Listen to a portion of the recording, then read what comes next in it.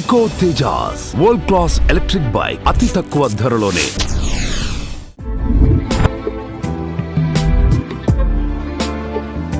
ఈరోజు మన నాన్నక ప్రేమతోకి ఒక స్పెషల్ గెస్ట్ రాబోతున్నారు అనమాట. ధైర్యానికి విశ్వాసానికి రూపం ఉంటే ఆమెలాగే ఉంటుందేమో.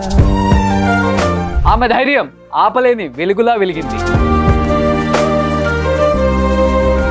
ఆమెకి అండగా నిలిచిన తండ్రి తన ప్రేమతో తాను ఒక నిజమైన హీరోని నిరూపించాడు. అలాంటి ఒక హీరోనే మన నాన్నక ప్రేమతో షోకి రాబోతున్నారు. ఫస్ట్ ఏం చెప్తావు నాన్నగారు ఫర్ ద ఫస్ట్ టైం నాన్నక ప్రేమతో షోలో? మా నాన్నకంటూ ఆయన కోల్పోయిన పేరు ఏదైతే ఉందో దానికి పదింతలు ఇచ్చారని మాత్రం గర్వపడతాను. కూతురికి జరిగి 15 సంవత్సరాలు అయిపోయింది. కూతుర్ని ఇలా చూసే ఇష్టం లేక చూసి తట్టుకోలేక నేను చూడడం అని ఒక కంకణం కట్టుకొని ఆమె ముఖమే చూడట్లేదు. ఫర్ ద ఫస్ట్ టైం మా నాన్నక ప్రేమతో షోలో మీరు ప్రాణానికి ప్రాణంగా పెంచుకున్న నిహారిని ఒక్కసారి చూడరా ప్లీజ్.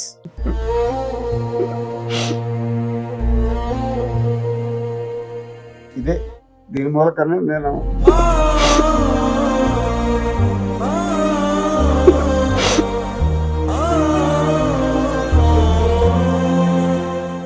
నిహారి చాలా సార్లు ఫీల్ అయి ఉంటారు కదా, నాన్న కళ్ళల్లో కళ్ళు పెట్టి నన్ను చూడట్లేదు అని. అలా ముద్దుగా పెంచుకున్న కూతురు ఇలా అయిపోయింది అంటే అది ఎవరు డైజెస్ట్ చేసుకోలేదు.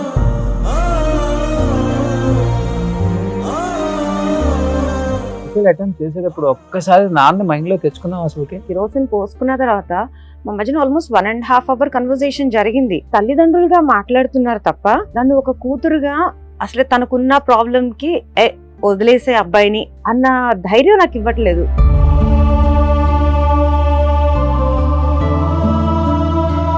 నా హస్బెండ్ తో జరిగిన గొడవలు 70 to 80% మాత్రమే ఈ రోజుకి తెలుసు మా నాన్నకి. ఆ 20% ఏంటి అంటే 1-2 ఏమని చెప్తావు ఈ రోజు? అది భార్యాభర్తలకు సంబంధించి. మరి ఆ భార్యాభర్తల బంధం వద్దనుకునే కదా నాన్న దగ్గరికి వచ్చావు కదా, నాన్న చెప్పాలి కదా ఆ రోజు.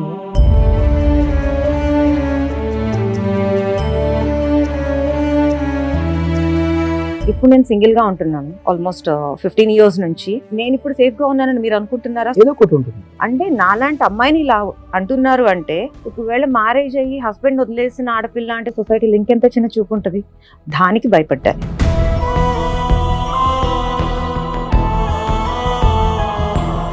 కాళ్లపార అని ఆరకుండానే ముగ్గురు నదులు పెట్టేసి వచ్చిన ఆడపిల్ల అని మన ఊర్లో వేస్తారు కదా, సో ఆ టైటిల్స్ తీసుకునే ధైర్యం నాకు లేదు.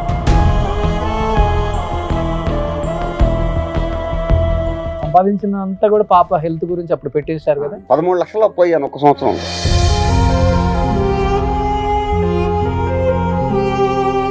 నాకు థాట్ రాలేదు. వాటర్ పోసేసినట్టే తర్వాత ఏం జరిగేది అనేది అసలు నాకు థాట్ రావాలి. ఆల్మోస్ట్ 2.5 hours నేను కిరోసిన్ తోనే ఉన్నా బాడీ మీద. ఆ టైంలో ప్రెగ్నెంట్ మీరు? ఎస్. ఎన్నో మంత్ అప్పుడు? అప్పుడు 3rd month.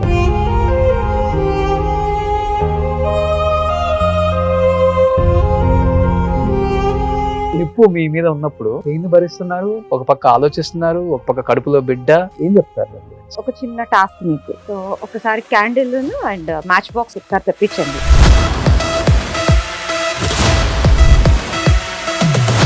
తీసిన తర్వాత బర్నింగ్ సెన్సేషన్ ఉంది. It is there. సో నేనేం చేశానంటే పవన్ కళ్యాణ్ గారిని కూడా కలిసారు కదా, ఎస్. ఏం చెప్పారు పవన్ గారు? నేను మీ పేరు టాటూ వేయించుకున్నా అని చెప్తాను.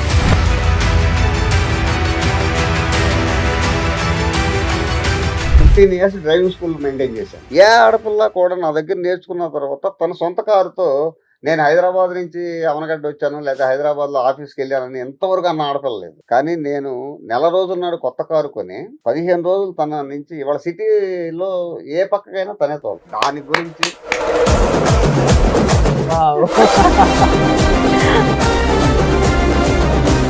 ఈ రోజు నాన్నక ప్రేమతో షోలో నిహారికి మేము ఒక మంచి గిఫ్ట్ ఇవ్వాలనుకుంటున్నాం. అక్కడ ఒకసారి వాళ్ళ బ్రదర్ తో ఒక పిక్ ఉంది, అది ఒకసారి డిస్ప్లే చేయి. ఈ పోజ్ ఇస్తే లామినేషన్ చేసి మీ ఇంటికి వస్తుంది అంకల్ నాన్నక ప్రేమతో షోలో.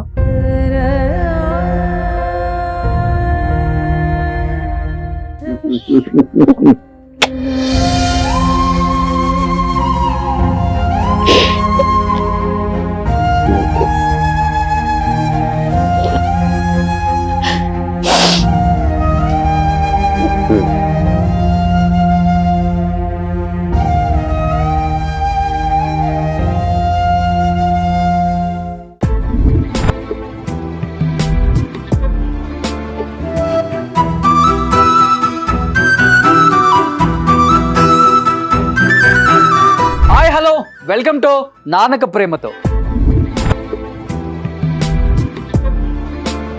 ఈరోజు మన నాన్నక ప్రేమతోకి ఒక స్పెషల్ గెస్ట్ రాబోతున్నారు అనమాట. ఈ స్పెషల్ గెస్ట్ గురించి చెప్పాలంటే ముందు మీకు ఒక కథ చెప్పాలి. ప్రేమ, ధైర్యం, విశ్వాసం కలగలిపిన కథ. ప్రేమకి రూపం ఉండదు, అది మనసు నుండి పుట్టేది. కానీ ఆ ప్రేమకు రూపం ఉంటే ఆయనలాగే ఉంటుందేమో. ధైర్యానికి, విశ్వాసానికి రూపం ఉంటే ఆమెలాగే ఉంటుందేమో. ఆమె జీవితం అంతా చేదు సంఘటనతో, చీకటితో నింపబడ్డా ఆమె ధైర్యం ఆపలేని వెలుగులా వెలిగింది. ఆమెకి అండగా నిలిచిన తండ్రి తన ప్రేమతో తాను ఒక నిజమైన హీరోని నిరూపించాడు. ఈ రోజు అలాంటి ఒక హీరోనే మన నాన్నక ప్రేమతో షోకి రాబోతున్నారు. Please welcome.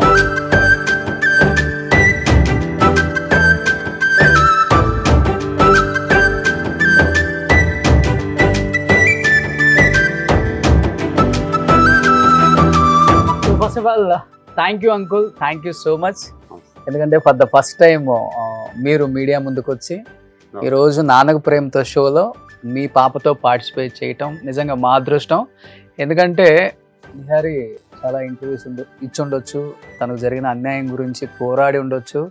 అయినప్పటికి కూడా ఆ ఫ్యామిలీ నుంచి ఎవరు వచ్చి మాట్లాడలేదు. అంటే జరిగింది ఏదో జరిగిపోయింది, సో తనేదో పోరాడుతుంది, ఆ పోరాటంలో వెనకుండి మేము సపోర్ట్ చేయాలి తప్పితే ఇంకా ముందు వచ్చి దీని గురించి మాట్లాడితే మనకు వచ్చేది ఏం లేదు అనుకున్నారో ఏంటో తెలియదు అప్పటి నుంచి ఇప్పటి వరకు కూడా. బట్ ఈరోజు నా కోసం నన్ను ప్రేమించే వ్యక్తిగా యాక్సెప్ట్ చేసి ఇంత దూరం వచ్చారు ఊరి నుంచి. Thank you uncle, thank you so much. So Nihari, first ఏం చెప్తావు? నాన్నగారు for the first time camera ముందుకు వచ్చారు ఈరోజు. నాన్నక ప్రేమతో షోలో పార్టిసిపేట్ చేయాలి, నా కూతురు గొప్పతనం గురించి చెప్పాలి. ఏమనిపిస్తుంది? ఏం చెప్తావు? మాటలు రావట్లేదు. ఎందుకంటే కూతురుగా నేను కొన్ని విషయాల్లో ఫెయిల్ అయ్యాను. సో అందరి కూతురులాగా నేను సంపాదించలేదు. సో వాళ్ళకి బిల్డింగ్లు కట్టలేదు, కార్లు కొనలేదు, నేను డబ్బులు ఇవ్వలేదు. కానీ మా నాన్నకంటూ ఆయన కోల్పోయిన పేరు ఏదైతే ఉందో దానికి 10 ఇచ్చానని మాత్రం గర్వపడతాను నేను. ఓకే. సో ఒకప్పుడు శేషు కూతురు నిహారి అనేవాళ్ళు, ఇప్పుడు నిహారి వాళ్ళ నాన్న శేషు అని పిలుస్తున్నారు. అంతకన్నా మా నాన్నకి నేను ఇచ్చే గిఫ్ట్ ఏం లేదని నేను అనుకుంటున్నాను. Great great uncle. సో ఇప్పుడు నిహారి కూతురు శేషు గారు అనిపించుకుంటున్నారా ఎక్కడికి వెళ్ళినా? సో చాలా హ్యాపీగా ఉంది. చాలా చాలా అన్స్టాపబుల్ లో బాగా ఎమోషనల్ అయిపోయారు అంకుల్. తప్పదు కదా, చూసిన చాలా మందికి కూడా కంట్రోల్ చేసుకోలేకపోయారు. ఏమనిపించింది అన్స్టాపబుల్ వెళ్ళినప్పుడు, మాట్లాడినప్పుడు? అది ఒక గ్రేట్ ప్లాట్ఫామ్ బేసికల్ గా చెప్పాలి అంటే. అంటే మన తెలుగు అమ్మాయి ఉండి బయటకెళ్ళి ప్రూవ్ చేసుకోవడం వేరు. మన అమ్మాయిని అలాంటి గ్రేట్ ప్లాట్ఫామ్ మీద పిలిచి అందరూ బాలకృష్ణ గారు, అల్లు అర్జున్ గారు పిలిచి వాళ్ళు అప్రిషియేట్ చేయటము, తర్వాత బాలకృష్ణ గారు మళ్ళీ సపరేట్ పిలిచి మాట్లాడటము. నేను క్యాబ్ కోసం వెయిట్ చేస్తున్నాను, బయట వెయిట్ చేస్తుంటే పాపం బాలకృష్ణ గారు వెళ్ళే వాళ్ళు ఆగి ఏ పాప బాయ్ అని చెప్పి ఆయనకున్న సాఫ్ట్ నేచర్ ఏదైతే ఉందో అది రియలీ అన్స్టాపబుల్. సో అంకుల్, అంటే ఇప్పుడు నిహారి ఇంత ఫైట్ చేస్తుంది, మేము అందరం చూస్తూనే ఉన్నాం. బట్ అంటే ఈ ఇన్సిడెంట్ జరిగిన తర్వాత తనలో ఒక ఫైర్ వచ్చో, లేకపోతే సమాజం ఏదో ఒకటి మాట్లాడుతుంది, ఆ మాట్లాడే లోపు నేనేంటో ప్రూవ్ చేసుకోవాలని తనలో ఎక్కడో ఒకటి స్టార్ట్ అయిపోయి ఈ రోజు ఈ స్థాయికి వచ్చారు. ఇలా ఉన్నప్పటికి కూడా బట్ చిన్నప్పుడు నిహారి ఎలా ఉండేవాళ్ళు అసలుకి ఈ సిచ్యువేషన్ ఇదంతా జరగక ముందు ఇన్సిడెంట్ అంతా? అందరూ ఆడపిల్లలాగానే ఇంట్లో అది ఒక పైగా మాది చాలా పెద్ద కుటుంబం. ఓకే. తను బాగా లైక్ చేసేవాళ్ళు, వాళ్ళ నాన్నమ్మ కానీ వాళ్ళ మేనత్త కానీ వాళ్ళందరూ కూడా. తన లైఫ్ హ్యాపీగానే జరిగింది చైల్డ్హుడ్ అంతా కూడా. ఇంకా తర్వాత మాకున్న ఫ్యామిలీ ప్రాబ్లమ్స్ అవనివ్వండి, లేకపోతే సర్కమ్స్టాన్సెస్, వీటి పరిస్థితుల్లో కొంత ఇబ్బందులు పడిన మాటలు వాస్తవమేను. దాని తర్వాత మ్యారేజ్ చేయటం సరే, ఇప్పుడు నాకు కొద్దిగా మ్యారేజ్ చేద్దాంలే, ఒక బాధ్యత తీరుతుంది కదా, 20 years వచ్చినాయి కదా అని చెప్పి అన్న ఉద్దేశంతో మ్యారేజ్ ప్రపోజల్ చేసి మ్యారేజ్ చేశాను. మ్యారేజ్ చేసిన తర్వాత అక్కడ సిచ్యువేషన్స్ మనకి యాక్చువల్గా తెలియదు. ఇప్పుడు మామూలుగా పలానా మనిషి అని అంటే బయట ఎలా ఉంటుందంటే మంచోడు, దాని గురించి ఇబ్బంది ఏం లేదు, మంచి కుటుంబం అని అంటారు. కానీ ఇన్సైడ్ మనిషిని మనం క్యాలిక్యులేట్ చేయలేము. అవును అవును అవును. అయితే ఏంటంటే అక్కడ ఉన్న పరిస్థితులు అవ్వచ్చు, లేకపోతే వాళ్ళ ఏదన్నా అవ్వచ్చు, దాన్ని మనం బయటకు అనేది రాదు. అది చూడటానికి మాత్రం వైట్ వాళ్ళలాగా అందరం అలా కనపడతాం. కానీ సమయం సందర్భం వచ్చినప్పుడు అసలోడు బయటకు వస్తాడా? వాడు రాక్షసుడు అవ్వచ్చు, లేకపోతే ఇంకా మంచివాడు అవ్వచ్చు, ఇంకా ఏదన్నా దానికి ఏదైనా పేరు పెట్టవచ్చు. సరే ఆ పరిస్థితుల్లో తను అక్కడ పరిస్థితులను బట్టి ఉండలేక పుట్టింటికి వచ్చింది. వచ్చిన తర్వాత నాకు ఇలా జరుగుతుంది అలా జరుగుతుందని అంటే సరే పెద్దవాళ్ళంగా ఉన్నాం కాబట్టి మాట్లాడదాంలే అమ్మా అని అనుకోవటం.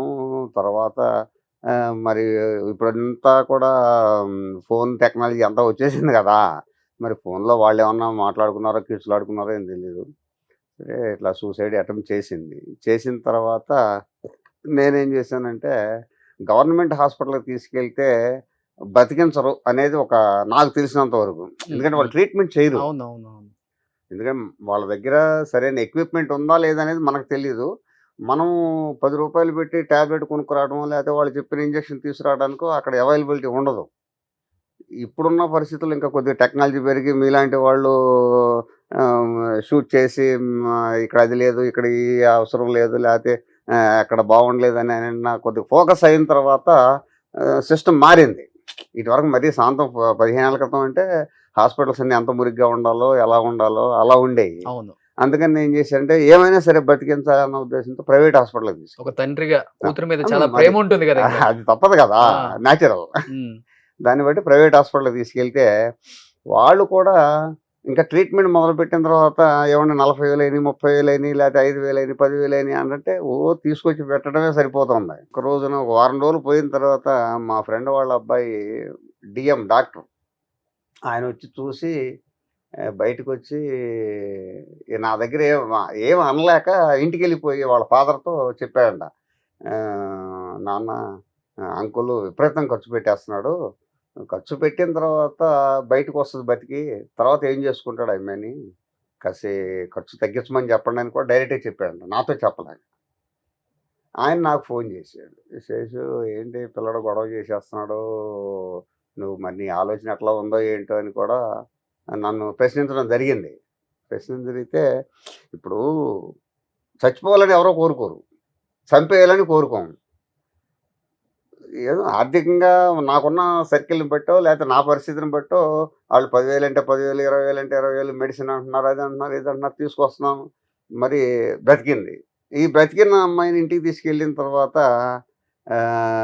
ఏం చేయాలి? దానికి లైఫ్ ఎట్లాగు? ఎవరు రిసీవ్ చేసుకుంటారు? ఈ సమాజం ఏం తీసుకుంటారు? ఎందుకంటే నేను తిరిగిన పరిస్థితులు ఏంటంటే నేను కొద్దిగా పబ్లిక్‌లో బాగా తిరిగిన మనిషిని. రాజకీయంగా కాదు కానీ కొద్దిగా రిలేషన్ ఎక్కువ. Public relation. పేరున్న వ్యక్తి. ఆ! దాని మూలకంగా ఏమవుతుందంటే ఎక్కడికి పోయినా సరే కొద్దిగా చిన్న చూపుగా చూస్తున్నారు నన్ను కూడా. ఈ చిన్న చూపు అంటే డైరెక్ట్‌గా చెప్పలేరు. ఎందుకంటే నాకున్న ఫ్యామిలీ బ్యాక్‌గ్రౌండ్‌ని బట్టి మనకు అర్థమైపోయింది కదా. ఆ! సరే వాళ్ళ మనోభావాలను మనం గ్రహించలేనంత హీనస్థితిలో అయితే లేవు. సరే ఏం జరుగుద్దో జరిగిందిలే అని చెప్పి అనుకుంటే 2 ఇయర్స్ గడిచిపోయింది. కొడైకెనాల్‌లో ప్లాస్టిక్ సర్జరీ చేస్తున్నారు. జర్మనీ డాక్టర్లు వచ్చాయని చెప్పేసి ఒక టీవీ యాడ్ చూశాను. గబగబా అదంతా మనకి రాని భాష కదా! కొడైకెనాల్ అంటే తమిళ్ ఇదంతాను. మా కజిన్ ఒకడిని ధైర్యం కోసం ఎమ్మడ పెట్టుకుని డబ్బులేసుకుని బయలుదేరి వెళ్ళిపోయాను. అక్కడికి వెళ్ళిపోతే అక్కడ ఫోటోలు చూసి అక్కడ మనుషులను చూస్తే నాకే భయం వేసింది. చాలా భయంకరమైన మనుషులున్నారు. మా అమ్మాయి ఆ లెక్కన పర్లేదనిపించింది. అబ్బా! కొన్ని ఫోటోలు చూస్తే నేను చాలా ఆశ్చర్యపోయాను. సరే జుట్టు లేదు, కళ్ళు కాలిపోయి, మొత్తం ఫేస్ కాలిపోయి ఆళ్ళని చూస్తానికి కూడా మనం చూడలేం పరిస్థితి. అలాంటి పరిస్థితి ఫోటోలు గానీ అక్కడ ఉన్న వాళ్ళని చూసా. చూసిన తర్వాత అక్కడ ఉండగానే విజయవాడ నుంచి మా అన్నయ్య ఫోన్ చేసాడు. అరే ఇక్కడ విజయవాడలో ఏదో ప్లాస్టిక్ సర్జరీస్ వస్తున్నారంట జర్మనీ నుంచి. ఒకసారి ఇక్కడ కన్సల్ట్ అవ్వకపోయారంట. 15,000, 12,000, 13,000 ఖర్చు పెట్టి అక్కడ పరిగెత్తాము. ఎమ్మటే తెల్లారిపాటికి ఇక్కడ వచ్చిందని చెప్పి ఇక్కడ పరిగెత్తుకొస్తే ఇక్కడ ఆపరేషన్ చేస్తామండి అంటే తీసుకెళ్ళాం. తీసుకెళ్ళిన తర్వాత ఆపరేషన్ చేశారు. కొంత సక్సెస్ అంటే మనకు తెలీదు ఏ పార్ట్‌కి ఏం చేశారో, లేకపోతే తోలు తీసేశారో, లేకపోతే ఆపరేషన్ కుట్టేశారో, లేకపోతే ఏం చేశారో మనకు తెలీదు కదా! సరే 4, 5 రోజులు అట్టి పెట్టడం, ఇంటికి తీసుకెళ్ళటం. తర్వాత ఆ డాక్టర్సు తను మాట్లాడిన విధానాన్ని బట్టి ఇంప్రెస్ అవ్వనివ్వండి, లేకపోతే మరి అక్కడ ఏం జరిగింది చాలామందికి చేశారు ఆపరేషన్‌లు. కానీ ఎవరు ఆ డాక్టర్లు తనకు రెస్పాన్స్ అయినట్టుగా మిగిలిన వాళ్ళకి ఎవరికీ అవ్వలేదు. అప్పుడు వాళ్ళు డాక్టర్స్ ఫోన్ చేయటం మొదలుపెడుతున్నారు ఇంటికి. ఏవండీ ఎలా ఉందండి? ఏంటండి? అదండి, ఇదండి. ఏమో డాక్టర్సు అయిపోయింది, ఆపరేషన్ అయిపోయింది, ఇక బతుకుద్దా బతకదా మనకెందుకు ఆ పేషెంట్ గురించి అనే కాన్సెప్ట్ తీసుకురాకుండా ఏదో అప్పుడప్పుడు టచ్ చేయడం మొదలుపెట్టాం. Hmm. అట్లా మేము ఆ డాక్టర్ గారికి కొద్దిగా దగ్గర అవ్వటం మొదలుపెట్టాం. వీళ్ళు చూపించుకురావటం, వాడు ఏదో చెప్పటం, మెడిసిన్స్ ఇవ్వటం, లేకపోతే ఇంకో సిట్టింగ్ అయితే ఇది చేస్తాం అది చేస్తాం అనేది కొంత అవగాహన వచ్చింది మాకు. ఆ తర్వాత తనకి ఆపరేషన్ చేసిన జర్మనీ డాక్టర్స్ ఒక రోజున మీ ఇంటికి వస్తామండి అని కవర్ చేశారు. Hmm. ఒక 6 నెలల తర్వాత వాళ్ళు మళ్ళీ జర్మనీ నుంచి ఇండియా వచ్చారు. ఓకే. ఇండియా వచ్చిన తర్వాత డైరెక్ట్గా పులిగడ్డ మా ఇంటికి వస్తా ఉన్నారు. మేము ఫారిన్ డాక్టర్లు ఏంటి మన ఇంటికి రావడం ఏంటి, అసలు ఈ లోపు ఏం జరుగుతుంది ఏంటి అనేది కూడా అంత బాగా అవగాహన కూడా లేదు మాకు. సరే వచ్చారు, వాళ్ళు ఏదో డాక్యుమెంటరీ తీసుకున్నారు అని చెప్పేసి తను చెప్పింది. డాక్యుమెంటరీ తీసుకున్నారన్న తర్వాత సరే జరిగిపోతున్నాయి, మనం కంటితో చూస్తూ ఉన్నాము, సమాధానం చెప్పే వాళ్ళకి చెప్తున్నాము. ఆ రోజు చాలామంది వచ్చారు, ఫారినర్స్ వస్తున్నారంట వాళ్ళ ఇంటికి డాక్టర్స్ అనేటప్పటికి నా ఫ్రెండ్ సర్కిల్ అని వాళ్ళని వీళ్ళని చాలామంది వచ్చారు. తర్వాత మాకు తెలిసి ఒక అమ్మాయి అప్పుడు వాళ్ళ డాక్టర్లు ఏం చేశారంటే జర్మనీ ఇన్వైట్ చేశారు పాపని 2012. వాళ్ళు ఆపరేషన్ చేశారు, తర్వాత 6 నెలలకు వాళ్ళు వచ్చారు. సంవత్సరం లోపే తనకి జర్మనీ ఇన్విటేషన్ వచ్చింది. ఈలో పాస్పోర్ట్ ఏర్పాటు చేశారు. పాస్పోర్ట్ ఏర్పాటు చేసి ఇక్కడే ఫ్లైట్ ఎక్కించాను, వెళ్ళిపోయింది. అక్కడ 38 డేస్ ఎంతో ఉన్నది.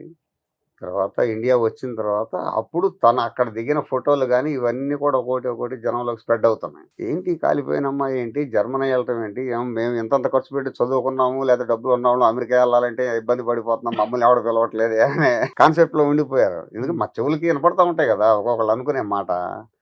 సరే ఒక ఘట్టమైంది, జర్మనీ ఇటలీ తిరిగి వచ్చింది. నేను కూడా బయట గొప్పగా చెప్తున్నా, జర్మనీ వెళ్ళి వచ్చింది నా కూతురు, ఇటలీ వెళ్ళి వచ్చింది, దాని రూపం చూడకుండా వాళ్ళు ఇన్వైట్ చేశారు, వెళ్ళొచ్చింది, అది కురూపిదైనా సరే దేశాలు తిరుగుతుందని చెప్పి మనం కూడా జబ్బలు చరుచుకుండా జనంలో చెప్పడం మొదలుపెట్టి తర్వాత నిదానంగా తను గాడ్ గిఫ్ట్ ఒక రకంగా చెప్పాలంటే. మేము సపోర్ట్ లేము, మేము పల్లెటూళ్ళలో ఉంటున్నాము, ఎప్పుడో 100 కోటికో ఇక్కడ ఏదో తోడబుట్టిన వాళ్ళని వాళ్ళని వీళ్ళని ఉన్నారు కాబట్టి వస్తున్నాం పోతున్నాం ఏదైనా అకేషన్ అయితే. ఏమ్మా అంటున్నాము, ఏదో చేసుకుంటుంది, స్టేజ్ మీద కనపడుతుంది, లేకపోతే ఎక్కడన్నా టీవీలో కనపడినప్పుడు మనకు కూడా కొద్దిగా ఆనందం వస్తుంది, దాంతోపాటు కళ్ళ నీళ్ళు వస్తున్నాయి. ఏంటి ఈ విధంగానంటే కొంతమంది ఏమన్నారంటే ఆ అమ్మాయిలో ఏదో శక్తి ఉంది, మీరు దాని గురించి వదిలిపెట్టేసేయండి, ఎప్పటికైనా సరే ఒక గొప్ప వ్యక్తిగా వస్తుంది అని చెప్పి ఏమి చదువుకునే వాళ్ళు ఆ పల్లెటూళ్ళలో తిరిగేవాళ్ళు అనేవాళ్ళు. ఏంటి మన జ్ఞానం, మనకి అవగాహన లేని మాటలు కూడా వీళ్ళు ఎవరో మాట్లాడుతున్నారు. అలాంటి వాళ్ళు అన్నప్పుడు కూడా కొంత మనం హ్యాపీగానే ఫీల్ అయ్యాము. కానీ నేను ఎప్పుడు కూడా దరిదాపుగా ఒక 10 ఇయర్స్ 8, 9, 10 ఇయర్స్ నేను అసలు ఫేస్ టు ఫేస్ నా కూతురు ముఖం చూడలేదు ఎప్పుడు. నేను కూడా విన్నాను అంకుల్ ఈ మాట.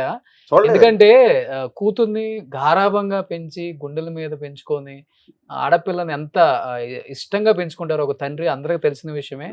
సో అలాంటి కూతురికి అలా జరిగిన తర్వాత ఇంతవరకు కూతురు ముఖం డైరెక్ట్ గా చూడలేదు.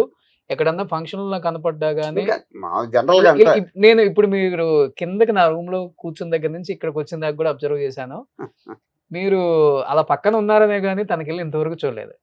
అంకుల్ ఈరోజు ఈ షోలో నాన్నకు ప్రేమతో కాబట్టి మీరు నా మీద ప్రేమతో వచ్చారు. కూతురికి జరిగి 15 సంవత్సరాలు అయిపోయింది. కూతుర్ని ఇలా చూసే ఇష్టం లేక చూసి తట్టుకోలేక మీరు నేను చూడను అని ఒక కంకణం కట్టుకొని ఆ అమ్మాయి ముఖమే చూడట్లేదు. ఫర్ ద ఫస్ట్ టైం మా నాన్నకు ప్రేమతో షోలో మీరు ప్రాణానికి ప్రాణంగా పెంచుకున్న నిహారిని ఒక్కసారి చూడరా ప్లీజ్.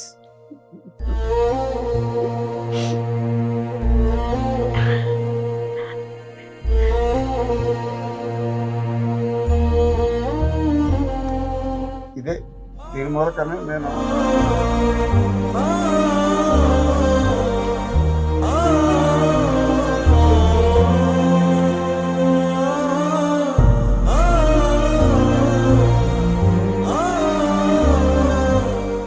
నిహారి, నువ్వు నాన్నే రెగ్యులర్ గా చూస్తూ ఉంటావు, ఎప్పుడన్నా కలిసినప్పుడు Yeah. చాలా సార్లు ఫీల్ అయి ఉంటావు కదా, నాన్న కళ్ళల్లో కళ్ళు పెట్టి నన్ను చూడట్లేదు అని ఎన్నిసార్లు బాధపడి ఉంటావు? 100%.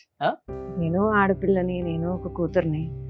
నాకు బాధ వచ్చినప్పుడు మా నాన్న దగ్గరకు తీసుకోవాలి, కళ్ళంట నీళ్లు తుడవాలి, నేను ఉన్నానన్న ధైర్యం చెప్పాలి అని ఎప్పుడూ అనుకుంటాను.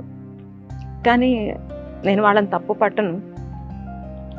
అల్లారు ముద్దుగా పెంచుకున్న కూతురు ఇలా అయిపోయింది అంటే అది ఎవరు డైజెస్ట్ చేసుకోలేరు. సో వాళ్ళు అదే సిచ్యువేషన్లో ఉన్నారనుకుంటా. సో ఏదున్నా నాలో నేను బాధపడతాను తప్ప, ఏదైనా కోపం వస్తే ఒక మాట మాట్లాడతాను తప్ప నేను వాళ్ళని ఎప్పుడు ఇబ్బంది పెట్టాను. ఈ రోజుకి అనుకుంటాను అలా నా భుజం మీద చెయ్యేసి నేను ఉన్నానని ఒక్క ధైర్యం, ఒక్క మాట చెప్తే బాగుంటుంది కదా అంటే ఈ రోజు చెప్తారు నాన్న. కానీ ఆయన బ్లెస్సింగ్స్ ఎప్పుడూ ఉంటాయి. కానీ మా ఇద్దరికి ఆ ఫిజికల్ బాండింగ్ అన్నది ఉండదు అనమాట. అదొక్కటే జరిగిన దగ్గర ఇది నుంచి జరిగినప్పటి నుంచి. నాన్న ఎప్పుడు మిమ్మల్ని పట్టుకోలేదా? ఎప్పుడైనా నేనే అలా పట్టుకుంటా ఉంటే ఆయన కొంచెం ఇబ్బంది పడుతూ ఉంటారు. ఆయనకు ఒక ఎమోషనల్ గా ఆయన డిస్టర్బ్ అవుతూ ఉంటారు. అంటే ఈ 15 సంవత్సరాల నుంచి పాపకు ఒక్క హగ్గు కూడా ఇవ్వలేదు. అమెరికా వెళ్తుంటే ఎయిర్పోర్ట్ లో ఒకే ఒక్కసారి ఇచ్చారు. ఓకే ఒకసారి మిమ్మల్ని ఒక్కసారి అలా చూసి ఆయన మళ్ళీ వెంటనే తిప్పేస్తున్నారు. అంతే. ఆయన కంట్రోల్ చేసుకోలేకపోతున్నారు. జరిగి 15 సంవత్సరాలు అవుతుంది. అవును. కానీ ఇప్పటికీ నిన్నో మొన్నో జరిగినట్టుగానే ఆయన ఊహించుకున్నారు. అలానే ఆయన మాట్లాడుతున్నారు. ఆయన మాటలు చూస్తుంటేనే అర్థమవుతుంది. అవును. నిజంగా గ్రేట్ ఫాదర్ అంకుల్ మీరు. Thank you. ఇన్ని సంవత్సరాల నుంచి ఒక ఆడబిడ్డని వెంట పెట్టుకొని కంటికి రెప్పలాగా చుట్టుపక్కల అందరిని పెట్టి తను ఎప్పుడైనా కానీ ఒక స్థానానికి వస్తుందని చెప్పేసి గుర్తించి తనని ఇండిపెండెంట్గా వదిలేశారు. చూడండి, గ్రేట్ అది. ఏం చెప్తావు దానికి నిహారి? ప్రేమ అంతే. ఆయన మీద ఆయనకున్న నమ్మకం, మేబీ ఆయనకి ఈ జీవితాన్ని ప్రసాదించిన వాళ్ళ నాన్నగారి పోలిక. మా తాతగారు ఫ్రీడమ్ ఫైటర్. నేను ఎన్నిసార్లు అయినా సరే నేను చాలా గర్వంగా చెప్పుకుంటాను మా తాతగారి గురించి. తాతగారు ఫ్రీడమ్ ఫైటర్. మేబీ నాన్నకు రాకపోయినా ఆ ఫైటింగ్ నేచర్ నాకు వచ్చింది అనుకుంటా నేను. అంతే. ఇంతగా ప్రేమించే తల్లిదండ్రులు దొరకటం చాలా కష్టం. చాలా కష్టం. బట్ ఎప్పుడైనా కానీ నువ్వు సూసైడ్ అటెంప్ట్ చేసేటప్పుడు ఒక్కసారి నాన్న మైండ్లో తెచ్చుకున్నావు? అసలుకి నీకున్న బాధలను తెచ్చుకొని నువ్వు అటెంప్ట్ చేసుకున్నావు, కానీ ఒక్కసారి నాన్న వచ్చి ఉంటే ఇలా ఉండేదానివి కాదు కదా అని నాన్న చాలాసార్లు అనుకునేవాడు. ఎప్పుడైనా అనుకున్నావు నిహారి?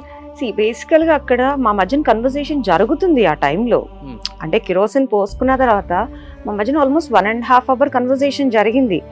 కానీ వాళ్ళు ఏంటంటే తల్లిదండ్రులుగా మాట్లాడుతున్నారు తప్ప నన్ను ఒక కూతురుగా అసలు తనకున్న ప్రాబ్లంకి వదిలేసే అబ్బాయిని అన్న ధైర్యం నాకు ఇవ్వట్లేదు.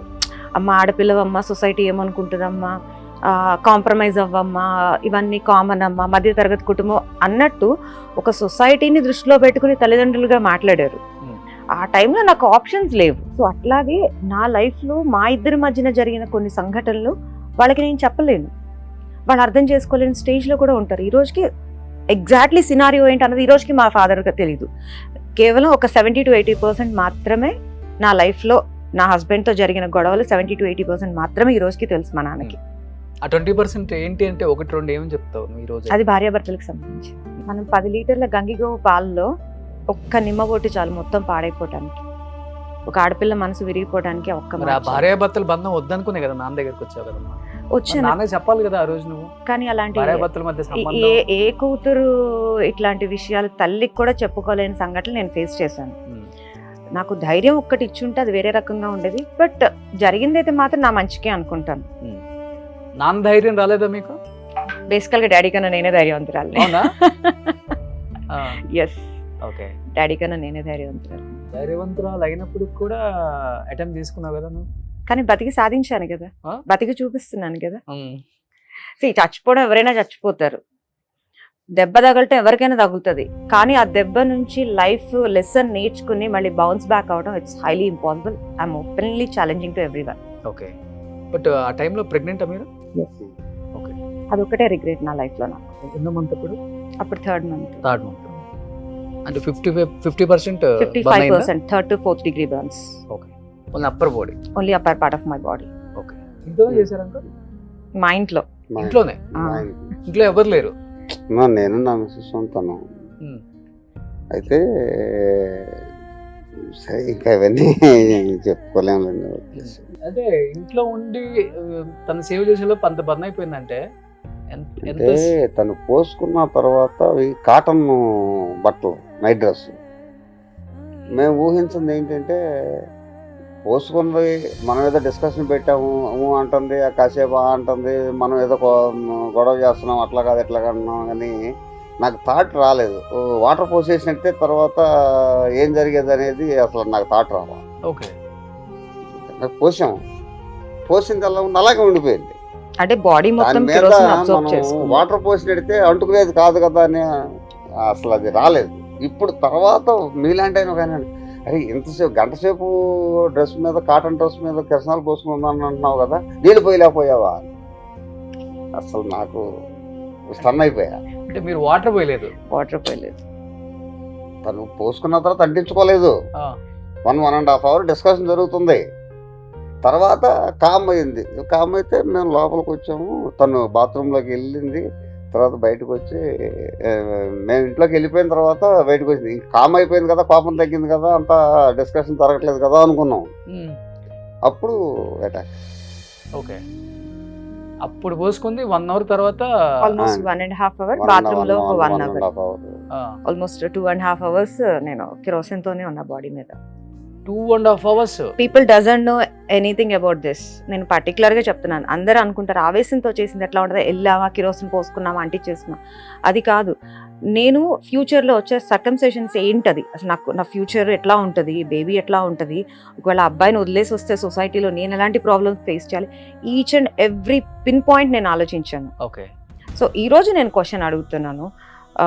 ఈజీగా అనేస్తారు, హస్బెండ్ వదిలేసి వచ్చేస్తే అయిపోయేది కదా, నీ లైఫ్ స్పాయిల్ చేస్తున్నావు, బేబీ లైఫ్ అనవసరంగా నువ్వు ఒక అమ్మాయిని చంపేసావు కదా, ఒక బేబీని చంపేసావు కదా అంటున్నారు. ఇప్పుడు నేను సింగిల్ గా ఉంటున్నాను ఆల్మోస్ట్ 15 years నుంచి. నేను ఇప్పుడు సేఫ్ గా ఉన్నానని మీరు అనుకుంటున్నారా? సొసైటీ నుంచి నాకు ఎటువంటి ప్రాబ్లం లేకుండా నేను మంచిగా ఉన్నాను అని మీరు అనుకుంటున్నారా? ఏదో ఒకటి ఉంటుంది, 100% ఉంటుంది. అంటే నాలాంటి అమ్మాయిని ఇలా అంటున్నారు అంటే, ఒకవేళ మ్యారేజ్ అయ్యి హస్బెండ్ వదిలేసిన ఆడపిల్ల అంటే సొసైటీలో ఇంకెంత చిన్న చూపు ఉంటుంది. దానికి భయపడ్డాను. కాళ్ళపార అని ఆరకుండానే ముగ్గురు వదిలి పెట్టేసి వచ్చిన ఆడపిల్ల అని మన ఊర్లో వేస్తారు కదా టైటిల్స్. సో ఆ టైటిల్స్ తీసుకునే ధైర్యం నాకు లేదు. బట్ ఒక్కసారి రికవరీ అయిన తర్వాత అనిపించిందా, డెఫినెట్ గా నేను సొసైటీలో నిలబడాలి, ఏది ఏమైనా ఎవరు ఏమనుకున్నా నిలబడాలి అనే కాన్సెప్ట్ తో మొదలైంది కాబట్టి లైఫ్ ఇవాళ ఇంచుమించుగా ఎవరెస్ట్ శిఖరం అని చెప్పలేను కానీ రీచ్ అవుతుంది దాంట్లో. Great uncle. బట్ ఎంతమంది ఎన్ని మాటలు అంటారు నీ చుట్టుపక్కల వాళ్ళు, రిలేటివ్స్? అసలు తను తిన్నదా తినలేదని కూడా మేము పట్టించుకోలేదండి. ఆ పరిస్థితిలో ఉండి బర్న్ అయిపోయిన అమ్మాయి హైదరాబాద్ వెళ్ళి నేను జాబ్ చేసుకుంటాను అని రోడ్డు ఎక్కేసిన తర్వాత మేము అసలు పట్టించుకోలేదు. మీరే పట్టించుకోలేదంటే ఇప్పుడు నేను జాబ్ చేసుకుంటాను హైదరాబాద్ వచ్చింది, వెనకాల నేను రాలేను, నా స్తోమత కూడా చూసుకోవాలి. నేను ఫ్యామిలీ మార్చేసి హైదరాబాద్ వచ్చి 50 years ఓల్డ్లో నేనేం చేయాలి? అక్కడ నేను పల్లెటూరులో ఏం చేయకపోయినా నాకు ఫుడ్ వెళ్ళిపోద్ది. చాలా చిన్న ఏదో ఒకటి ఏజెంట్ గాను ఏదో ఒకటి నేను చేసే వృత్తి ఉంది. కానీ హైదరాబాద్ వస్తే 50 years ఓల్డ్లో నేను హైదరాబాద్ వచ్చి ఎలా పరిగెత్తాలి? అదే 20-25 years ఓల్డ్ అయితే పరిగెత్తాడు, వాడు 100 km స్పీడ్తో పోతాడు. లేదనంటే 80-90s వచ్చి మనల్ని వాళ్ళని తీసుకెళ్ళి బడ్డీ కొట్టు దగ్గరికి వెళ్ళి ఏదో చాక్లెట్ ఇప్పించే వయసు అయితే అన్న హైదరాబాద్ రావాలి. ఇది మిడిల్ ఏజ్. మిడిల్ ఏజ్లో నేను హైదరాబాద్ వచ్చి తనకు సపోర్ట్గా ఎలా ఉండగలను ఫ్యామిలీ? కాబట్టి తను ఎప్పటికప్పుడు రికవరీ అవుతుంది, అక్కడికి వెళ్తున్నాను, వాళ్ళు పరిచయం అయ్యారు, వీళ్ళు పరిచయం అయ్యారు అని మనకి ఇన్ఫర్మేషన్ ఉంటుంది. కాస్త జర్మనీ వెళ్ళి వచ్చిన తర్వాత ఎలాంటి ధైర్యం వచ్చిందో ఇంకా రోజు రోజుకి నాకు కూడా ఇక దాని గురించి మనం పెద్దగా పట్టించుకో అవసరం లేదు, బతికేస్తుంది ఇంకా బతికేస్తుంది. బట్ ఇనిషియల్ గా బాగా సపోర్ట్ చేసిందంటే ఎవరని చెప్తారు ఇలాంటి సిచ్యువేషన్ లో? Doctor Lakshmi Saleem madam, great great doctor. చెప్పాను కదా, జర్మనీ డాక్టర్స్ తో వాళ్ళ హాస్పిటల్లో ఆపరేషన్ చేయించి ఆమె పాపను చేరదీసి వాళ్ళ హాస్పిటల్లో ఎంప్లాయీగా పెట్టుకుని సోమాజిగూడలో తనకి మంచి లైఫ్. గ్రేట్. ఒకసారి మన హరి ఎలా ఉందో ఒకసారి చూద్దాం. బిఫోర్ కొన్ని ఫొటోస్ ఫ్యామిలీతో. నిహారి అమ్మగారు, అమ్మ పేరేంటి? ఊర్మిళ. సో అమ్మ ధైర్యం మీకు ఎక్కువ? కొంతవరకు మొండితనం. అమ్మది మొండితనం. తమ్ముడు ఏం చేస్తున్నారు ఇప్పుడు? బీటెక్ సెకండ్ ఇయర్ చదువుతున్నాడు. ఓకే. సో తమ్ముడు చాలా చిన్నోడు జరిగినప్పుడు, Yes. కానీ ఆ ప్రేమ ఎక్కువ ఉంటుంది అక్క మీద. ఎంత సపోర్ట్ చేసేవాడు మీకు అప్పుడు? వాడి నా ధైర్యం. ఇప్పుడు నేను జనరల్ గా ఏం చెప్తారు, మా అమ్మ ధైర్యం, మా అమ్మ నాన్న ధైర్యం అంటారు కదా, నేను నా తమ్ముడు నా ధైర్యం అని చెప్తాను. ఇంకా ఎందుకంటే వాడు తనకి అంత దగ్గర అయ్యాడు, మేము దూరంగా ఉన్నాం. దూరంగా ఉన్నామని ఎందుకు చెప్తున్నానంటే, నేను నలుగురు తినడానికి సంపాదించాలి, నేను గవర్నమెంట్ ఎంప్లాయీని కాదు, వేరే విధంగా చూసుకుంటే ప్రాపర్టీస్ ఉన్న మనిషిని కాదు. రోజు రోడ్డు ఎక్కితే కానీ నేను సాయంత్రానికి ఒక 100, 400, 300 తీసుకొచ్చి ఇంటి దగ్గర ఇస్తే కానీ నాకు ఫ్యామిలీ గడవదు. ఓకే. ఆ పరిస్థితుల్లో నేను హైదరాబాద్ వచ్చిన పిల్లని ఎమ్మటేసుకోవాలా, ఊర్లో చిన్నపిల్లడు అయ్యుండి వాడి భవిష్యత్తు చూడాలా. ఈ 2 క్యాలిక్యులేషన్లో తను ధైర్యంగా ముందెళ్తుంది కాబట్టి నేను కొద్దిగా వెనకడుగు వేయొచ్చు అనే కాన్సెప్ట్ నాకు వచ్చింది. తను ధైర్యంగా ముందుకు పోతుంది, నా సపోర్ట్ ఎంతవరకు అనేది కూడా నేను క్యాలిక్యులేషన్ చేసుకున్నాను. ఓకే. మరి అదే తమ్ముడు అనేవాడు లేకుండా తను ఒకటే ఉంటే ఆ రోజుల పరిస్థితి ఎట్లా ఉండేదో. అవును. బట్ అప్పటికి అంత అంటే స్తోమత లేకపోయినా గానీ ఆమెకి ఎంత ఒక 15 లక్షల దాకా ఖర్చు పెట్టారు. మంచి సర్కిల్ ఉంది నాకు. తోడబుట్టిన వాళ్ళు ఉన్నారు 6గురు, వాళ్ళు అంత మంచి పొజిషన్లోనే ఉన్నారు. పర్లేదు. ఇప్పుడు ఏమీ లేని టైంలో మీరు 10,000 ఇచ్చారంటే గొప్ప గొప్ప కదా. కదా. అవును. ₹1,00,000 ఇచ్చారంటే అలా 2,50,000 ఇచ్చాడు మా ఫ్రెండ్, ఆయన స్టేట్ బ్యాంక్ మేనేజర్. ఓకే. అలా నన్ను ఎవరు ఇడిచిపెట్టలేదు. ఒక ఆయన అయితే నేను ఎవరికో ఒక ఆయనకి చిన్న అమౌంట్ బాకీ ఉన్నా, ఇది హాస్పిటల్లో ఉండగా ఆయన వచ్చాడు. సుబ్బారావు, నేను ఓ 10 రోజులు అయిన తర్వాత నీకు ఇవ్వాల్సిన డబ్బులు ఇస్తానంటే, ఏం చేసి ఆ మాట అన్నావు, నన్ను వెళ్ళిపోమన్నావు, నేను పిల్లని చూడటానికి వస్తే నేను డబ్బుల గురించి మాట్లాడుతున్నావు నువ్వు అని చెప్పి బాధపడ్డాడు. మరి అలాంటి వ్యక్తుల్ని నేను ఇలాంటి స్టేజ్ మీద గుర్తు తెచ్చుకోవాలి. లెఫ్ట్ రైట్ 2 ఫ్రెండ్స్ ఉన్నారు. ఫణికుమార్ అని స్టేట్ బ్యాంక్ మేనేజర్, అట్లాగే 46 ఇయర్స్ నుంచి మేము 2 ఫ్రెండ్స్ ఉన్నాం. ఆయన జనరల్గా లారీ ఆపరేటరు ప్లస్ ఫైనాన్స్. ఏమున్నా లేకపోయినా లెఫ్ట్ రైట్ 2 హ్యాండ్స్ అంతే. నేను వాళ్ళిద్దరి కోసం ఏదైనా చేయగలను, నా కోసం వాళ్ళు ఏదైనా చేయగలరు. వాళ్ళ పేర్లు చెప్తుంటేనే కళ్ళమ్మ నీళ్ళు వచ్చేస్తున్నాయి. నాకన్నా వాళ్ళే ఎక్కువ. నాకు కాల్ రాదు కానీ వాళ్ళిద్దరికి మార్నింగ్ కాల్ వెళ్ళిపోతుంది. రోజు 365 డేస్ కాల్ ఉంటుంది. 365 డేస్ 8:30 దాటితే ఏంటి కాల్ రాలేదనుకుంటాడు ఒక ఆయన. ఒక ఆయన సాయంత్రానికి మనం 5-6 సార్లు మాట్లాడుకున్నాం, ఒకసారి కలిసి కాఫీ తాగాం కదా, అయితే వాళ్ళకి పొద్దు వెళ్ళిపోయినట్టు. ఎంత పని అన్నం తినేవాడిని కూడా వాళ్ళ దగ్గర నుంచి కాల్ వస్తే ఇంకా నేను అన్నం విడిచిపెట్టి వెళ్ళిపోతాను అంతే. పాప టైంలో అంత హెల్ప్ చేశారా? హెల్ప్ మాట అంతా కూడా. అట్లాగే నా తోడబుట్టిన వాళ్ళు కూడా ఆ రోజులో ఉన్న పరిస్థితులను బట్టి వాళ్ళు హెల్ప్ చేశారు. సంపాదించిన అంతా కూడా పాప హెల్త్ గురించి అప్పుడు పెట్టేశారు. రోజు సంపాదించేవాడిని. అందరూ సాయంత్రం పూట కడతారు అప్పు. షాప్ ఇప్పుడు మీరు ఉన్నారు, షాప్ ఉంది, మీరు ఎవరికో చిట్టనో లేకపోతే ఇంకోటని వేస్తారు, లేకపోతే మీరు హోల్సేల్ కొట్టేవాడికి డబ్బులు ఇవ్వాలి 10,000. సాయంత్రం 5 గంటలకు వస్తాడు, ఇగో 500 తీసుకెళ్ళిపోయని చెప్పి 500 ఇస్తారు మీరు. అంతే కదా జరిగేది, వ్యాపార సంస్థలో జరిగేది అదే. నేనైతే అట్లా కాదు, ఎర్లీ మార్నింగ్ 7కి అవనగడ్డ వెళ్ళిపోయి ఆ కట్టవలసిన ఆయనకి డబ్బులు కట్టేసిన తర్వాత వచ్చి షట్టర్ తీసేవాడిని. అది నేనంటే నమ్మకం. డబ్బులు అతనికి ఇస్తే ఎక్కడ పోవు. 12 గంటలకైనా సరే వచ్చి మన డబ్బులు ఇచ్చి, ఒకవేళ ఎక్కడికైనా బయటికి వెళ్తాడు 2 రోజులు ఉండకపోతే నా డబ్బులు ఇంటికాడ ఇచ్చి వెళ్తాడు, ఇవ్వాల్సిన 10 రూపాయలైనా సరే 1000 రూపాయలైనా సరే. ఆ కాన్సెప్ట్తో నేను తీసుకున్న అప్పులన్నీ తీర్చాను 2 ఇయర్స్లో. పర్లేదు, ఏ రోజు ఆ రోజే. అంతేగాని అక్కడ ఏదో నాకు ప్రాపర్టీ ఉంది అది అమ్మి కడదాంలే, అమ్మి కట్టానులే, ఇది లేదు. 2 రెక్కలు ఉన్నాయి. అదే కదా నాన్న గొప్పతనం మరి. సో ఉన్నదంతా పిల్లల కోసం, ఏది ఏమైనా కానీ కూలీ చేసుకుని బతకొచ్చు. పిల్లలు హ్యాపీగా ఉండాలి, పిల్లలు ఆరోగ్యంగా ఉండాలి, పిల్లలు సంతోషంగా ఉండాలి, బాగా చదువుకోవాలి, పెద్ద పొజిషన్ లో ఉండాలి. సూపర్, గొప్ప నాన్న దొరికారు నీకు. 100%. ఏ పిల్లలకి ఇవ్వని ఫ్రీడమ్ నాకు ఇచ్చారు మా పేరెంట్స్. నేను ఇప్పటికీ అంటాను, మా అబ్బాయి ఇంత జరిగినాక కూడా 4 గోడల మధ్య ఉండు, నీకు ఎందుకు అవసరమా అని 4 దెబ్బలేసి భయపిచ్చైనా ఉంచుతారు చాలా మంది. ఆ సిచ్యువేషన్స్ కూడా జరిగినాయి. ఇవాళ రేపు చిన్నది జరిగితేనే అమ్మాయిలు కానీ అబ్బాయిలు కానీ బయటికి రావటానికి ఎంత మొహమాట పడుతున్నారు. అలాంటిది మీరే ఎన్నో చూసుంటారు జరిగిన తర్వాత. చాలా చాలా చాలా పెద్ద మాస్క్ వేసేసుకొని గుడ్డలు కప్పేసుకొని చూపించకుండా. కానీ ఆల్మోస్ట్ 2021 వరకు కూడా డాడీతో బయటకు వెళ్తే నేను స్కార్ఫ్ కట్టుకుని వెళ్తా. వితౌట్ స్కార్ఫ్ నన్ను ఎప్పుడు తీసుకెళ్లేవాళ్ళు కాదు. ముందు కండిషన్ కట్టుకుంటేనే. ఆల్మోస్ట్ 2021-22 వరకు. మంచిగా చెడుకు అనేది కాదు, నేను మెంటల్ గా ఫీల్ అయిపోతాను. వాడెవడో ఏదో అంటాడు, లేకపోతే ఏంటి అమ్మాయి ఎలా ఉందని ఊరికే నసలు ఎలా చిట్టేస్తగానే మనం ఆ ఫీలింగ్ లోకి వెళ్ళిపోతాం. ఇప్పుడు వచ్చేటప్పటికి దాని వెనకాల నేను వెళ్ళొచ్చులే, నా కూతురు వెనకాల. నిన్న ఒక చిన్న ఎమోషనల్ థింగ్ జరిగింది. సో ఎప్పుడు డాడీ డ్రైవ్ చేస్తే పక్కన నేను కూర్చునేదాన్ని. నిన్న డాడీ వచ్చారనమాట. వస్తే డాడీని పిక్ చేసుకోవడం, నేను డ్రైవ్ చేస్తే వెళ్ళేసరికి కార్ లో కూర్చోగానే హీ గాట్ టీయర్స్. నిన్న చాలా ఎమోషనల్ అయ్యారు. నేను డ్రైవ్ చేస్తున్నప్పుడు డాడీ పక్కన కూర్చోవడం అన్నది మాత్రం ఐ థింక్ మా నాన్నకి నేను ఇచ్చిన అదే బెస్ట్ గిఫ్ట్. ఓకే. Yeah. మీరు కార్ డ్రైవ్ చేసుకుంటారు. చాలా మంది ఆడపిల్లలు, నేను ఇంకొక విషయం, ఈ సందర్భం వచ్చింది కాబట్టి 15 ఇయర్స్ డ్రైవింగ్ స్కూల్ మెయింటైన్ చేశాను. మీరు 15 ఇయర్స్ చాలా మంది ఆడపిల్లలకు నేర్పా, మగ పిల్లలకు నేర్పిన అది వేరే విషయం. ఏ ఆడపిల్ల కూడా నా దగ్గర నేర్చుకున్న తర్వాత తన సొంత కారుతో నేను హైదరాబాద్ నుంచి అవనగడ్డ వచ్చాను లేదా హైదరాబాద్లో ఆఫీస్కి వెళ్ళానని ఎంతవరకు అన్న ఆడపిల్ల లేదు. కానీ నేను నెల రోజుల నాడు కొత్త కారు కొని 15 రోజులు తన నుంచి ఇవాళ సిటీలో ఏ పక్కకైనా తనే తోలుతుంది. దాని గురించి వావ్. అది ఎవరి వల్ల కాదు. ఓకే. ఎందుకంటే నేను ప్రత్యక్షంగా నేను నేర్పింది, నేను ఇన్స్ట్రక్టర్నే.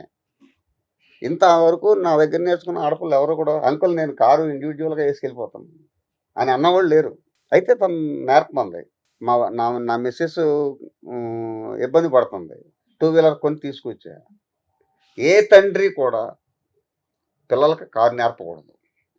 ఏ భర్త కూడా భార్యకి డ్రైవింగ్ నేర్పకూడదు. మీరు చిన్న తప్పు చేసినప్పుడు నేను ఒక దెబ్బ కొడతా.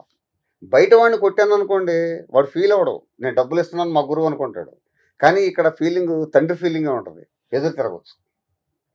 భార్య ఫీల్ అవ్వచ్చు, నీ దగ్గర నేర్చుకోను, తిడతాను కదా. అందుకని నేను వీళ్ళ ఎవరికి డ్రైవింగ్ నేర్పను కూడా. ఓకే. అట్లాగే నా మిస్సెస్ బండి తీసుకొచ్చి తాళం ఇచ్చాను 70,000 పెట్టి కొని యాక్టివా. తనే నేర్చుకుంది, తనే పిల్లల దగ్గరికి వెళ్ళటం, ఎక్కడికన్నా కావాలంటే వెళ్ళటం. నేను డ్రైవర్ గుర్తు మానేశాను తనకే. ఓకే. తనకి నేను డ్రైవర్నే కదా అంటావు, తనకి డ్రైవింగ్ రాకపోతే నేను డ్రైవర్నే కదా, తీసుకెళ్ళాలి కావని. ఓకే. ఇప్పుడు నేను అదే చెప్పా, కారు కొన్నాము అక్కడ పెట్టాము అంతవరకే. నువ్వు నేర్చుకోవా అనేది అది నా విషయం కాదు. ఓకే. నేర్చుకుంటే ముందుకు వెళ్తావు, నేర్చుకోలేదు అనుకో అది అక్కడే ఉంటుంది. సో ఇంకొన్ని పిక్స్. సో నిహారి ఎప్పుడు ఇది పెళ్లి కాకముందా? Before marriage, Okay. 2007. మా Same. మేనమామ వాళ్ళ ఇంటికి వెళ్ళాను. అమ్మలాగా ఉంటారు కదా మీరు? Yeah. ఇద్దరులానే ఉంటారు. ఇద్దరులాగా ఉంటారు. నెక్స్ట్ ఇది పెళ్లి ఫోటో. Marriage pick. అంకుల్ పెళ్లి కూతురుగా బాగా ముస్తాబ్ చేసి కూతుర్ని బాగా చూసుకున్నారు అనుకుంటా. అప్పుడు ఏ ఇయర్ ఇది? 2009 February 27th.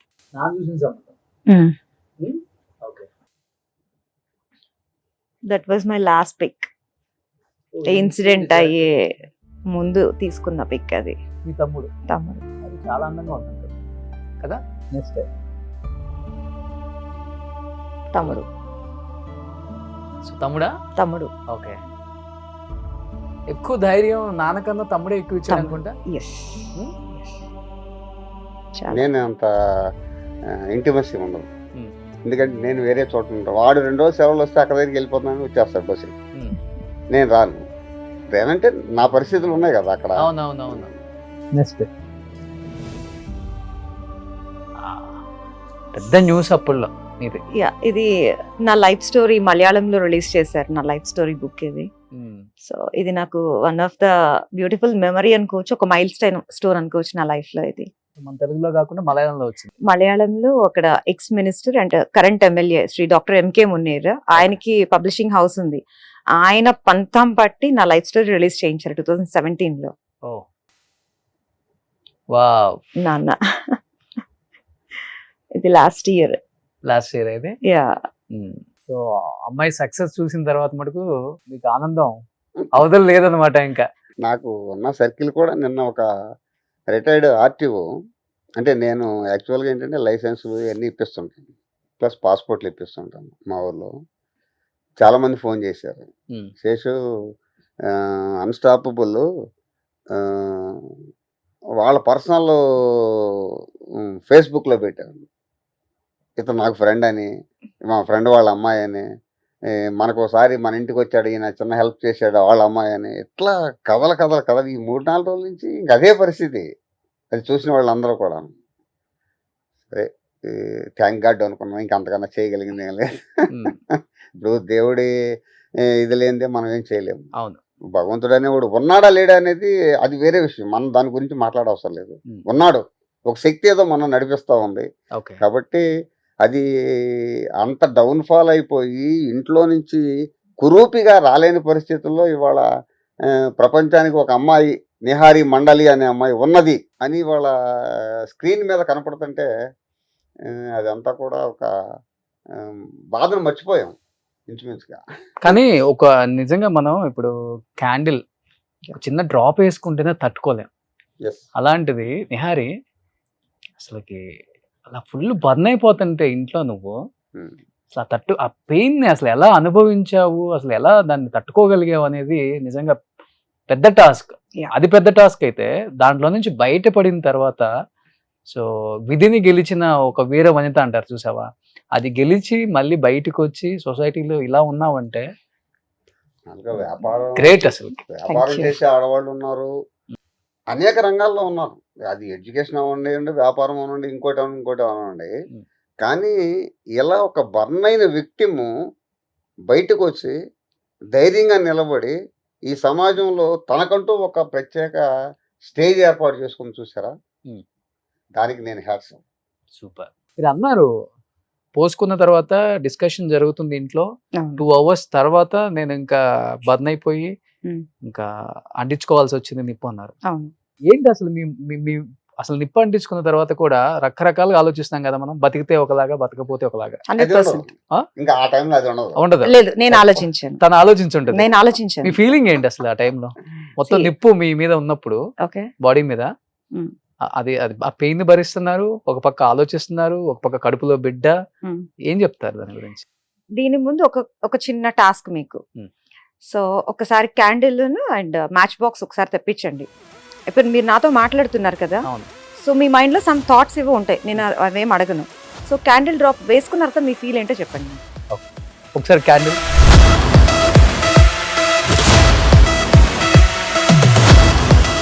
ఎవరి కాళ్ళు ఇలా వాళ్ళ లైఫ్ని ఇలా ఎవరు చేసుకోలేరు కదా.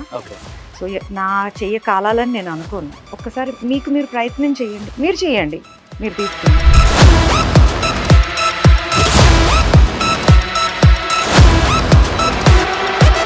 ఎలా ఉంది? ఒక డ్రాప్ వేస్తే మనం ఆ పెయిన్ ని ఒక నిమిషం పాటు అనుకుంటాం మనం, కాలుతుందేమో వేసేటప్పుడే అనుకుంటాం. తీసారు, తీసిన తర్వాత బర్నింగ్ సెన్సేషన్ ఉంది, స్టిల్ ఇట్ ఈస్ దేర్. ఇంకొక 5 minutes ఉంటుంది అది. ఈ టైంలో మీరు రకరకాల ఆలోచనలు అనవసరంగా వేసుకోకుండా ఉండాల్సింది. బర్నింగ్ సెన్సేషన్ ఉంది. సో నేనేం చేశానంటే, కాలుతుంది, దానికి సొల్యూషన్ లేదు, ఐ నో దట్. సో ఇప్పుడు ఏంటి, ఆ పెయిన్ ని నేను ఫీల్ అవ్వాలి. So I have to accept that. Suicide చాలా తప్పు, నేను 100% ఖండిస్తాను. రకరకాలుగా బిల్డింగ్ మీద నుంచి దూకుతున్నారు, హ్యాంగ్ చేసుకుంటున్నారు, లేదంటే స్లీపింగ్ పిల్స్ వేసుకున్నారు, రకరకాల థింగ్స్ ఉన్నాయి. అవన్నిటి గురించి నేను మాట్లాడను.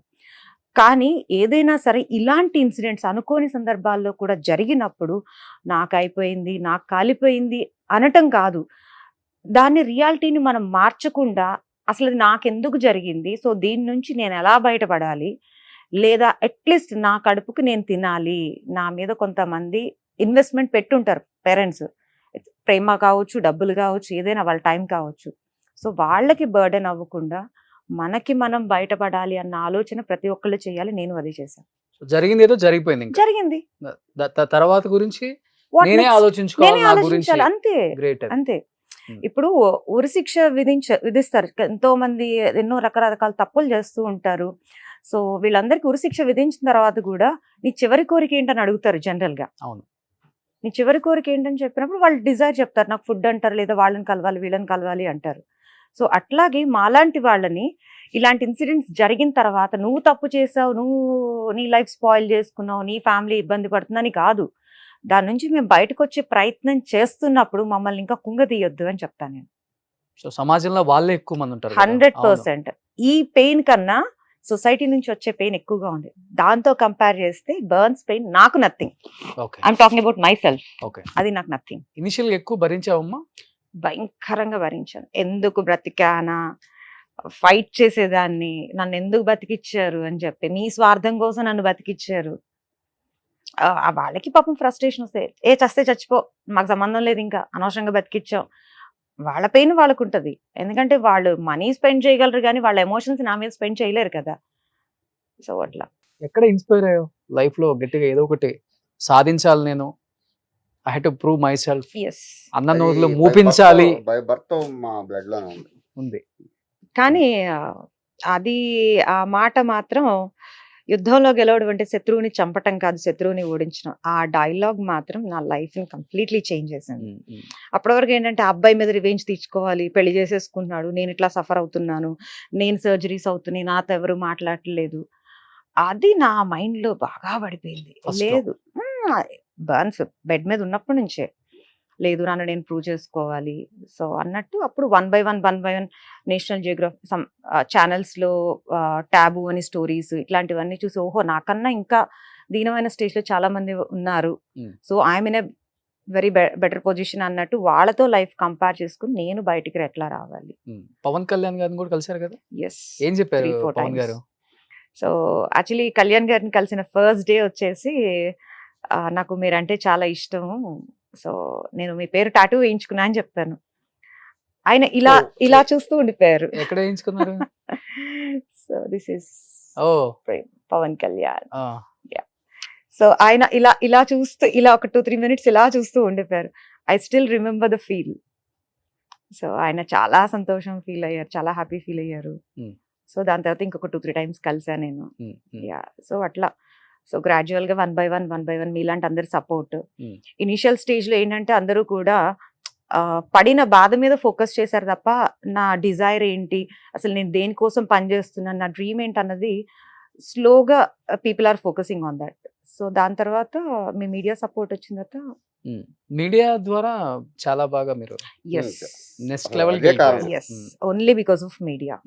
యా, ఇప్పుడు మనం మాట్లాడుకుంటే ఈ 4 గదుల మధ్యలో 4-3 ఏదో మాట్లాడుకుంటాం, కానీ ఒక పర్సన్ వరల్డ్ వైడ్ నిన్న కెనడా నుంచి ఫోన్ వచ్చింది నాకు. బాగా అన్స్టాపుల్ అమ్మాయి చూశాను, నా పిల్లలందరికీ చూపించాను. అట్లాగే నాకు చాలా కంట్రీస్ నుంచి ఫోన్ వచ్చింది.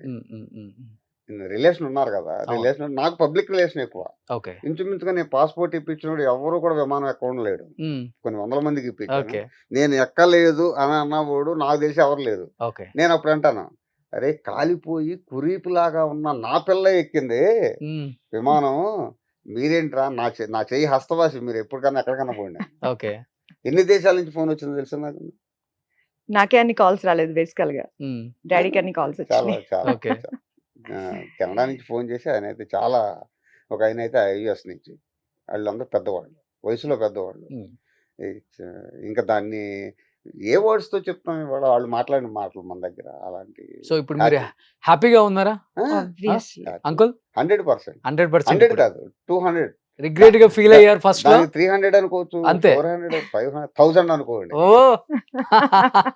Infinity. చూడండి ఎంత బాగా నవ్వుతుంది నిహారి ఈ రోజు.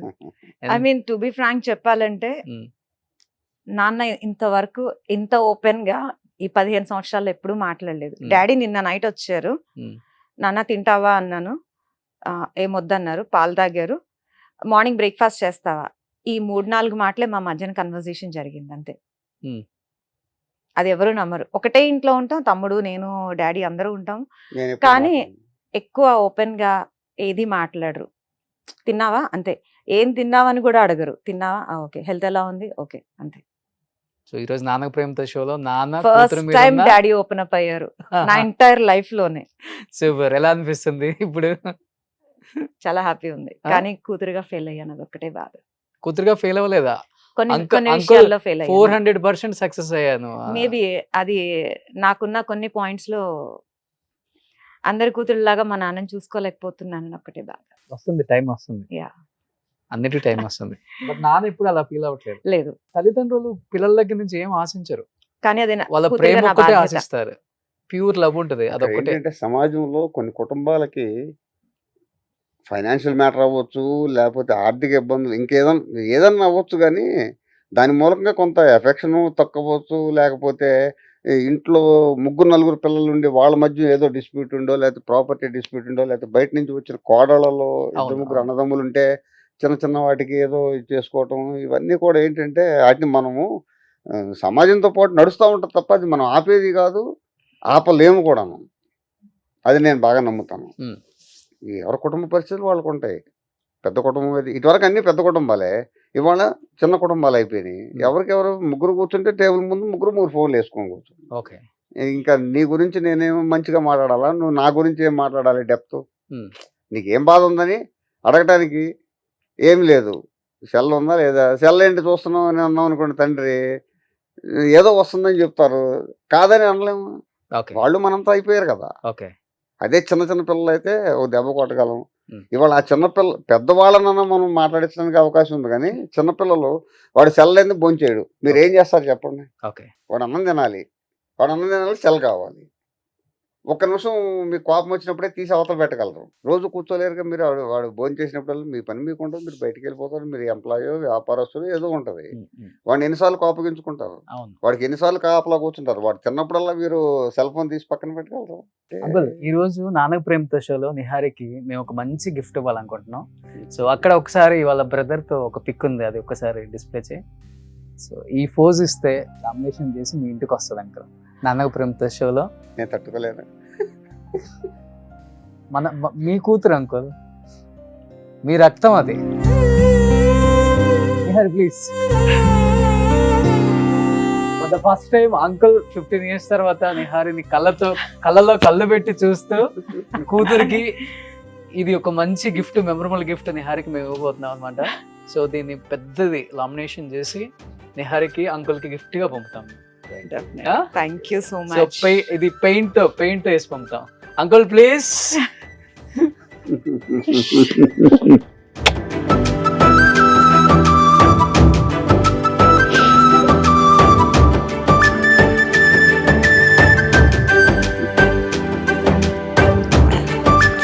ఏం చెప్తాం నీ మాటల్లో?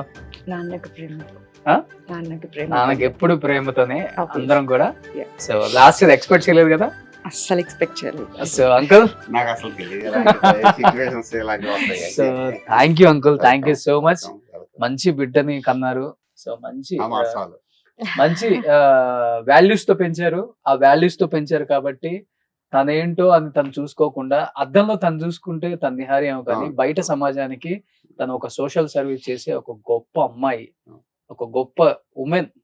ఈ రోజు ఎంతో మందికి ఉమెన్ ఎంపవర్మెంట్ ద్వారా, తన స్పీచ్ల ద్వారా ఎంతో మంది ఎలాంటి పరిస్థితిలో ఉన్న వాళ్ళని కూడా బయటికి తీసుకొచ్చి మనం ఏంటో బతికి చూపిద్దాం సమాజానికి, చెప్పుతో కొట్టినట్టు చెప్తుంది. సో అలాంటి గొప్ప కూతుర్ని కన్నారు అంకుల్. నిజంగా thank you so much. Accept చేసి ఇంత దూరం వచ్చి నాన్నకు ప్రేమతో షోలో పార్టిసిపేట్ చేశారు. And first of all thank you, మీకు thank you. And Nihari, seriously thank you so much. Wish you good luck Nihari. As a brother గా ఎప్పుడు సపోర్ట్ ఉంటుంది మాది. Thank you so so single much. Call. Definitely. Thank you so much uncle. Suman టీవీలో మీ personal and business promotions కోసం కింది number కి contact చేయండి.